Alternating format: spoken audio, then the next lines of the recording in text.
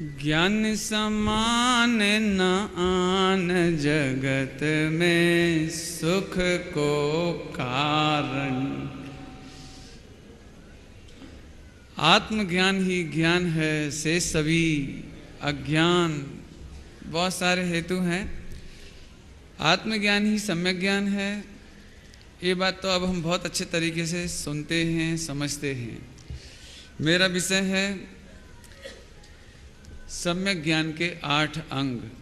मैं जानता हूँ कि सभा में शायद 10-5% को याद होंगे, इसलिए मैं कक्षा भी लूँगा और गोष्ठी भी करूँगा, तो आपको भी याद करा दूँगा और आप याद कर लीजिएगा। बहुत सरल है एकदम। जो माताएं बहनें या पुरुष सम्यक ज्ञान की पूजा करते हैं रत्नत्रय की पूजा में, उन्हें एक बहुत मार्मिक पंक्ति है शुरुआत में ही, सम्यक ज्ञान रतन मन भाया, आगम तीजा नयन बताया। ये आपको याद आ गई होंगी सारी पंक्तियाँ। आगम तीसरा नेत्र है, लेकिन फिलहाल अपन चर्चा करेंगे। सम्यक ज्ञान रतन मन भाया, आगम तीजा नयन बताया। चूँकि 8 अंग की चर्चा है, सच्ची बात तो यह है कि सम्यक ज्ञान के कोई भेद ही नहीं होते। लक्षण से पूर्वचर व्यवहार को समझाने के लिए और सहचर व्यवहार बताने के लिए सम्यक ज्ञान के 8 अंग कहे जाते हैं। जैसे 10 धर्म है ना, 10 लक्षण धर्म के 10 कोई नहीं होते, अलग से समझाने के लिए उनकी 10 विशेषताएं बताते हैं। ऐसे ही सम्यक ज्ञान हमें मालूम कैसे पड़े? वो तो आत्मभूत लक्षण तो आत्मा में है, तो हमें मालूम कैसे पड़े ये सम्यक ज्ञानी पुरुष है, इनको सम्यक ज्ञान है, या ये कैसे मालूम पड़े इनको सम्यक ज्ञान होने वाला है?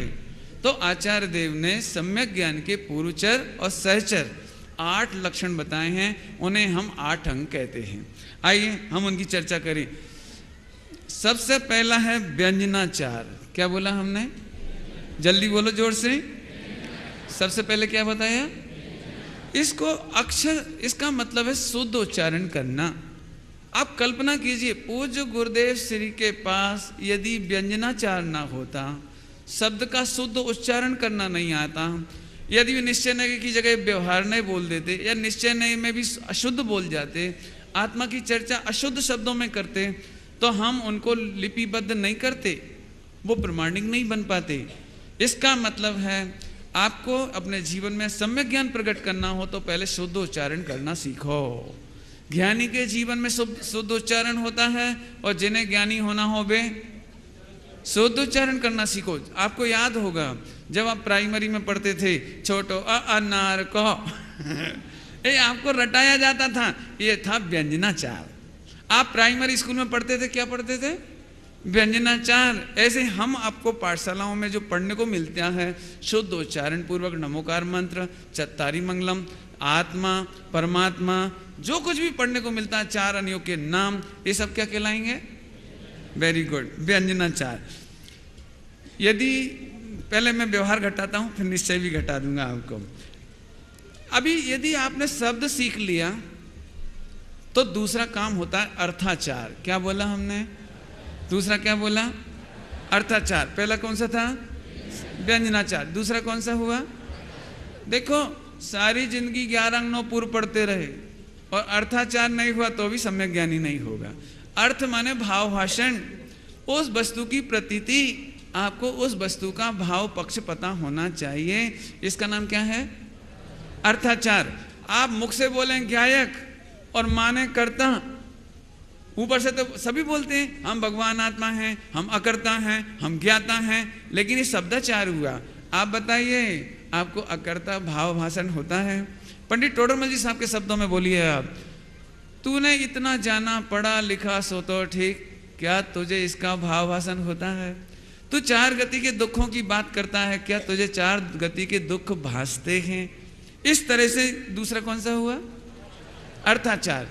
अभी ऐसा भी हो सकता है कोई पूरे जीवन शब्दाचार करता चला जाए, और कोई ऐसा भी हो सकता है जिसको अर्थ तो समझ में आ जाए शिव भूति जैसे, लेकिन शब्दाचार ना हो, ऐसा भी हो सकता है। और कोई ऐसे भी होंगे जो दोनों जिनके पास होगा, उसका नाम है उभयाचार। क्या बोला? पहला कौन सा था? दूसरा? तीसरा तीनों उभयाचार माने दोनों हो। पूज्य गुरुदेव श्री उन्हीं ज्ञानियों में से हैं जिनको अर्थ भी मालूम था और सत्य शुद्ध उच्चारण भी था। तो ये तीसरा हो गया उभयाचार। आइए अगला है काल शुद्धि। क्या बोला आपको? चौथा कौन सा बोला? एक बार जोर से बोला, कठिन तो नहीं लग रहा है? काल शुद्धि। काल शुद्धि की बात सुनिए। व्यवहार में तो ऐसा है, जिस समय सामायिक का टाइम हो उस समय सामायिक उत्कृष्ट काम है, उस समय शास्त्र नहीं पढ़ना चाहिए। जिस समय, ध्यान से सुनना, मैं काल की बात कर रहा हूं। काल माने व्यवहार काल, टाइम। कौन से समय में शास्त्र पढ़ना चाहिए, कौन से समय में शास्त्रों की चर्चा वार्ता करना चाहिए, तो कालाचार। कालाचार का मतलब होता है समय का विवेक रखिए। ऐसा नहीं हो कि सुबह 7 बजे तो आप भोजन कर लेते हो और 11 बजे बड़े घर जाते हो। बड़े घर समझ गए? हाँ, ऐसा नहीं होना चाहिए। समय का ध्यान रखना चाहिए। आप समय से पढ़िए। सट आवश्यक का समय में सट आवश्यक करिए। यदि कभी घर में आग लग गई, कहीं मरण हो गया, कोई कष्ट हो गया, जन्म हो गया, यदि मैं बहुत शॉर्ट शब्द में कहूं तो अत्यंत शोक के वातावरण में और अत्यंत हर्ष के वातावरण में शास्त्र नहीं पढ़ना चाहिए। क्यों? अत्यंत हर्ष के वातावरण में भी भेद विज्ञान करके अंतर्मुख होना चाहिए, और अत्यंत शोक के वातावरण में शास्त्र पढ़ने में विनय नहीं प्रकट होगी, आपको असाधना होगी। इसलिए जब आप शास्त्र पढ़ रहे हो, अत्यंत हर्ष के वातावरण में, अत्यंत शोक के वातावरण में, अग्निकांड हो गया हो, बच्चे का जन्म हो गया हो, सूतक पातक हो, कोई देश में राजा का मरण हो गया हो, माने ऐसा चित्त हो जाए, विक्षुब्ध हो जावे, तो ऐसे वातावरण में, ऐसे काल में शास्त्र नहीं पढ़ना चाहिए। कई लोग बोलते हैं सूतक पातक में आप शास्त्र का मना क्यों करते हो? बहनों को 3 दिन आप मना क्यों करते हो पढ़ने के लिए? थोड़ा सुनने दो ना, पढ़ने दो ना। सच्ची बातें है, ये निंदा ग्रह का काल है। हमने त्रिकाली अनादि अनंत, जरा बोलो अनादि अनंत स्वयं को भूल गए, भगवान आत्मा को भूल गए, उसकी विराधना करी, इसलिए स्त्री की पर्याय मिली, इसलिए आपको ये पुरुष की ऐसी पर्याय मिली। ऐसे खोटे अवसर में भेद विज्ञान पूर्वक इतने वर्षों में आपने सुना है, पढ़ा है, समझा है, उसे भेद विज्ञान करके स्त्रीलिंग के छेद में समय लगाना चाहिए। ऐसे आपका भी स्त्रीलिंग छेदा नहीं है, अभी तो बारी में इधर बैठे हो। जब तक सम्यक दर्शन नहीं हुआ आपका भी स्त्रीलिंग नहीं छेदा, आप इधर से इधर हो जाएंगे अगली बार में। इसलिए इधर नहीं जाना हो और इनको इधर नहीं बैठना हो तो क्या करना चाहिए? काल में, खोटे काल में भेद विज्ञान करके आत्मा का अनुभव करना चाहिए। कितने हो गए पॉइंट? 4। जल्दी जल्दी बोलेंगे। व्यंजनाचार, अर्थाचार, अव्याचार, कालाचार। Very good. अब आइए, इतना विनय विवेक से, मालूम है काल की विनय करेंगे। अब विनय की चर्चा में भैया ने एक बहुत सुंदर पॉइंट बोला था अभी आपको, और विनय की चर्चा तो अपने आप में ही बहुत करने लायक चर्चा है, लेकिन मैं अभी उतनी बात नहीं कहूँगा। विनय करने के लिए बता दूं, मैं ये देखता हूँ वक्ता जब मंगलाचरण करता है और कुछ लोग हाथ तक नहीं जोड़ते, इसका मतलब ये सम्यक ज्ञान नहीं है आपको, या सम्यक ज्ञान नहीं होगा आपको। बड़ी भाव भक्ति से, जैसे डॉक्टर के पास जाते हैं तो सही समय पर जाते हैं, काल सही समय पर जाते हैं। मैं तीनों की चर्चा और नहीं रिपीट करना चाहता हूँ। डॉक्टर के पास गए, 3 पूर्वक आप नमस्ते करते हैं, जय जिनेन्द्र करते हैं, आप अंदर से जानते हैं डॉक्टर हमारा हित करेगा, इलाज करेगा। आप दोनों उभयाचार पूर्वक जाते हैं, सही समय पर जाते हैं, और सबसे पहले जाते से विनय से झुकते हैं, हाथ जोड़ते हैं। जैसे आपके बोलने का व्यवहार है वैसे विनय करते हैं। डॉक्टर आ जाए तो झट खड़े हो जाते हैं। ऐसे ही जिनवाणी पधारे तो आप खड़े हो जाते हैं। जिनवाणी विराजमान हो तो डॉक्टर से विनय पूर्वक कहते हैं, पहले नंबर दृष्टांत, डॉक्टर से विनय पूर्वक कहते हैं, डॉक्टर साहब 7 दिन हो गए दवाई खाते खाते ठीक नहीं हुआ, अब मैं जल्दी ठीक हो जाऊं, ऐसा उपाय करो। ऐसे ही जब जिनवाणी विराजमान है तो वक्ता को मत देखिए हम, ये साक्षात तीर्थंकरों की वाणी है, गणधरों की गादी है। ये तो हम बाँच करके टपाली की भांति, टपाली समझते हैं, पोस्टमैन की भांति पढ़ के सुनाते हैं। आप आंख बंद करके 8,98,502 अनंत भगवान को ध्यान करो। हे भगवान, आचार्य गणधर परमेश्वरी को याद करो, आचार्यों को याद करो। मैं अभी तक सम्यक दृष्टि नहीं हुआ, मेरे आत्मज्ञान नहीं हुआ। हे जिनवाणी माता, मेरे विशुद्धि हो, मेरे आज यथार्थ पांचों लब्धियों की प्राप्ति हो, मैं आत्मज्ञान को प्राप्त हूँ, आत्मानुभूति को प्राप्त हूँ, मेरे से दुख सहा नहीं जाता, क्या इतना विनय विवेक नहीं आना चाहिए? लेकिन हम देखते हैं वक्ता हाथ जोड़ता है और लोग हाथ तक नहीं जोड़ते। लोग तो ऐसे ऐसे देखते रहते हैं, तब तक खुजाते रहते हैं, सिर खुजा लेते हैं, हाथ पैर खुजा लेते हैं। इसका मतलब सम्यक ज्ञान का पूर्वचर व्यवहार है विनयाचार। क्या बोला? कितने हो गए? याद हो गए? 5। मैं जाने से पहले पूछूंगा, अभी मेरे पास थोड़ा समय है, जल्दी से सुना देता हूं। विनय के बाद नंबर आता है उपधान। क्रम है इनमें, क्रम। उपधान का मतलब होता है, क्या बोला पहले तो? उपधानाचार। क्या बोला हमने? क्या बोला हमने? उपधान का मतलब होता है मेमोरी में रखना। यदि इंग्लिश में कह दूं तो मेमोरी में रखना, धारणा सहित।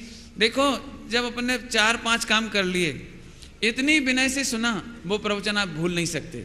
आप विनय से नहीं सुनते इसलिए बोलते हो पंडित जी प्रवचन सुनने में तो अच्छे लगते हैं, लेकिन यहाँ से जाते हैं तो भूल जाते हैं, याद नहीं रहता है, चिंतन नहीं चलता है, विचार नहीं चलता है। इसका मतलब है कि आपको विनय नहीं हुए।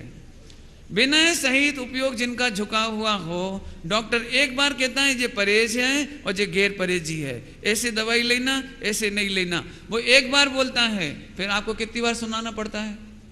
बात तो एक बार में समझ में आ जाता है। अब मैं दृष्टांत दूंगा तो टाइम हो जाएगा। लड़की देखने जाए तो एक एक शब्द याद रहता है। लड़की के इंटरव्यू का एक एक शब्द याद रहता है, लड़के का ना लड़की का। वहां तो तेरे को बड़ी विनय है, वहां तो तुझे सब याद रहता है। और भगवान आत्मा की बात, तेरी अपनी बात, रत्नत्रय की बात, वो तू भूल जाता है। इसका मतलब तुझे विनय नहीं है। तो विनय होगी तो उपधान आपो आप हो जाएगा, और उपधान होगा तो बहुमान प्रकट होगा, बहुमानाचार। क्या बोला? बहुमान का मतलब एक है जिनके जीवन में जिनवाणी को अपने से ऊपर विराजना, जिनवाणी को, गुरुओं को अपने से ऊपर विराजना, इसका नाम है बहुमानाचार। जिनवाणी की नाभि से ऊपर विराजना, पैरों में नहीं रखना, सिर के नीचे नहीं रखना, थूक नहीं लगाना, पेज पलटते समय ऐसे नहीं पलटना कि जिनवाणी का कॉर्नर फट जाए, मलिन हो जाए, आपके हाथ का पसीना लग जाए। आप बता सकते हैं ऐसा बहुमानाचार किसी ने किया है? पूज्य गुरुदेव श्री ने जीवन में कभी भी पन्ना हाथ से नहीं पलटा, क्योंकि हाथ का जो फिगर इंप्रेशन है वो पढ़ने से कागज पीला होता जाता है। पूज्य गुरुदेव श्री ने पूरे जीवन एक लकड़ी की पतली वो थी, लकड़ी की, और उसी से बदलते थे पाना, आपने देखा होगा। तो ये ध्यान रखना, बहुमान करना चाहिए। और कितने हो गए? कालाचार के बाद कौन कौन से पॉइंट बताए थे मैंने? विनयाचार, उपधानाचार, बहुमानाचार। कितने हो गए? 7। और अंतिम है अनिन्नवाचार। अनिन्नवाचार, अनिन्नव, अनिन्नव। क्या बोला? क्या बोला? क्या बोला? गुरु नाम न छिपाइए, गुरु का नाम नहीं छिपाइए। प्राण जाए तो जाए, जगत में हमें कहीं बोलना पड़े, लेकिन ये सारा उपकार पूज्य गुरुदेव श्री का है, उसे हम जिंदगी में मरते दम तक भुला सकते नहीं है। हम उन ग्रंथों का उपकार नहीं भुला सकते, उन आचार्यों का उपकार नहीं भुला सकते जिन्होंने हमें ये ज्ञान दान दिया है। कई बार ऐसा अहंकार हो जाता है, मुझे तो कोई नहीं बताया, वो तो मैंने ही मेहनत करी, मैंने ही पढ़ा, मैंने ही सीखा, ये जो कुछ आप देख रहे हो मेरा इसका मतलब है तू मिथ्या ज्ञानी है, मिथ्या दृष्टि है। पूज्य गुरुदेव श्री हों या जिन्होंने हमें पढ़ाया है, जिन विद्वानों का हम पर ऋण है, उनका नाम कभी नहीं छिपाना। ये तो हुए हैं पूरे के पूरे 8 कौन से व्यवहार। परमार्थ भी जल्दी से बोल दो, कुछ चूक हो गई तो आदरणीय विद्वान हमारे हैं पूजनीय, वो हमें बताएंगे। मैंने अभी बैठे बैठे अभी विचार आया कि व्यवहार परमार्थ के बिना तो होता नहीं है। गायक का शुद्ध उच्चारण हो गया, मैं गायक हूँ ऐसा भाव भाषण हो गया, ये अर्थाचार। शब्द में गायक बोला, अर्थ में गायक की प्रतीति हुई, मैंने पता लगा। और क्या हुआ? गायक बोलते भी सही हैं। देखो, सम्यक दृष्टि हो, कोई जरूरी नहीं सब प्रवचनकार हो जाए, सम्यक ज्ञानी हो जाए कोई जरूरी नहीं प्रवचनकार बन जाए, लेकिन दोनों की भी तीसरा अंग है, तीसरा अंग कि दोनों एक साथ हो जाए, माने गायक की प्रतीति भी हो और गायक बोल भी सके। 3। चौथा कौन सा था? कालाचार, माने अनादि अनंत गायक का पता हो, इसका नाम कालाचार में निश्चय। और देखिए कौन सा था 5वां? विनय। एक समय की पर्याय गायक का स्वर सुनते ही अपना पर्यायपना भूल करके विनय से नए नए माने झुक गई, लीन हो गई, मग्न हो गई, इसका नाम विनयाचार। और बोलो उपधानाचार माने खाते पीते उठते बैठते चलते फिरते वो गाय की प्रतीति छूटती नहीं है, इसका नाम उपधानाचार। और बोलो बहुमान, बहुत बढ़िया, आपको याद हो गई। बहुमान इसका मतलब प्रवचन निश्चय से करे कि व्यवहार से करे, चार अनियोग का करे, लेकिन गायक सदा ऊर्ध्व रहता है, इसका नाम बहुमानाचार है। हम खाते पीते उठते बैठते गायक को गौण नहीं करें, गायक सदा काल ऊर्ध्व रहे, अकर्ता भाव ऊर्ध्व रहे, इसका नाम क्या बोला? बहुमानाचार। और अन्य नवाचार का मतलब ये है जिन्होंने हमें गायक बताया ऐसे निमित्तों के प्रति कृतज्ञता विकल्पों में आए बिना नहीं रहती। ऐसे निमित्तों के प्रति जिन्होंने हमें गायक बताया उनके प्रति कृतज्ञता आए बिना नहीं रहती, इसका नाम अन्य नवाचार है। मैंने कोशिश की है, एक पंक्ति पूजनी पंडित साहब की है, जयमाला बीतराग देव पूजन की। प्रभु आपने एक गायक बताया, तिहु लोक में नाथ अनुपम जताया। इसकी दो पंक्तियां और सुना के जा रहा हूं। मैंने, मुझे लगता है डबल टाइम ले लिया, आई एम सॉरी, मैंने डबल टाइम लिया है आपका, लेकिन चार पंक्ति सुना दूं? सुना दूं? बहुत सुंदर पंक्ति हैं, सभी को मालूम है, लेकिन मैं गाने का राग रोक नहीं पा रहा हूं। अस्थिरता जन्य प्रभो दोष भारी, खटकती है राग आदि परिणति विकारी। विश्वास है नाथ ये शीघ्र मिटेगी, स्वभाव के सन्मुख ये कैसे टिकेगी। स्वयं ही प्रभु दिखे आज मुझको, महाहर्ष मानो मिला मोक्ष ही हो। ऐसे गायक के भान में मानो मोक्ष ही मिल गया हो, ऐसा सम्यक ज्ञान दाता समस्त निमित्त माने पूज्य गुरुदेव श्री से पहले भी और बाद में भी उन सबको नमन करते हुए जय जिने।